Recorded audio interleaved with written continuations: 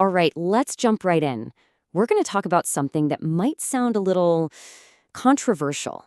It's this idea that everything we've been taught about being a good person might actually be holding us back. Yeah, seriously.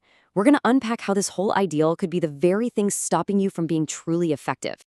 So let me ask you this, and I want you to really think about it. What if being a good person is what's holding you back?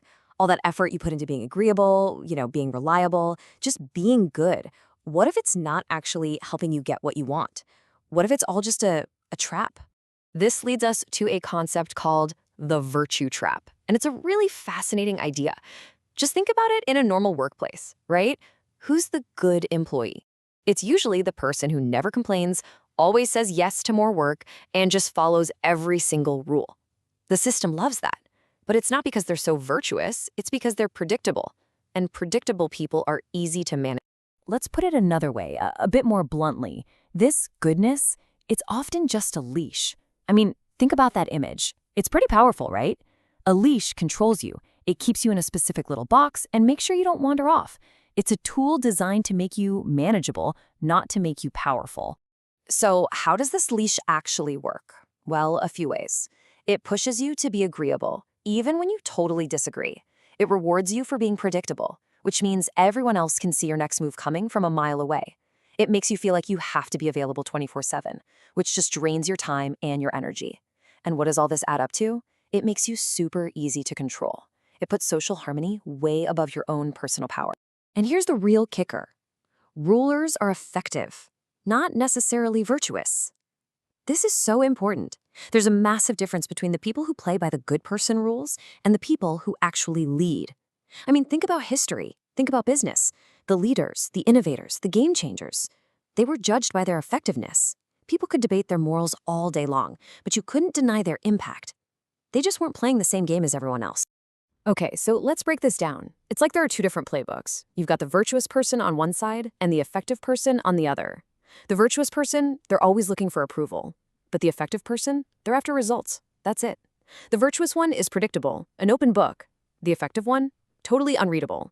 You never know their next move. One is always available, kind of like a public resource, while the other is selectively available because they know their time is valuable.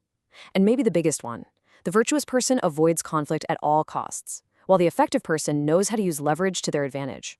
So, how do you get out of this trap? It's a really important point here. This isn't about becoming a bad person. Not at all. That's a total misconception. This is about being strategic. It's about shifting your whole mindset away from just being liked and toward being effective. And the way to do that is built on two main pillars. Now, these might sound a little strange at first, especially if you're stuck in that good person mode, but trust me, they are the absolute foundation of real power. So let's get into them.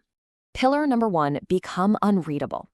Think about it. If people can always guess what you're going to do next, what you're going to say, how you're going to react, they basically own you. They have all the power. But when you're unreadable, that gives you the advantage. It makes other people react to your moves. You're the one setting the pace, operating on your own terms. And pillar number two, become unavailable. Now hold on, this doesn't mean you have to be a jerk or just ignore everybody. Not at all. It's about understanding that your time and your energy are the most valuable things you have. When you're only selectively available, you send a clear signal, my time is worth something. It's that old rule, right? Scarcity creates value. You get to be the one who decides where your energy goes. So what happens when you put these two things together? When you're unrateable in your strategy and you're unavailable on demand? Well, that's when you finally break that leash. You just can't be easily managed or controlled anymore. You stop being a predictable little pawn on the chessboard, and you become the one playing the game. You become, well, unstoppable. Which brings us to the big question, the one I'm going to leave you with. You have to ask yourself, what game are you playing? Are you playing to be liked, or are you playing to be effective? Take a look at how you operate day to day. Are you driven by getting approval, by being seen as that good person? Or are you driven by getting real, actual results? At the end of the day, that choice is all yours.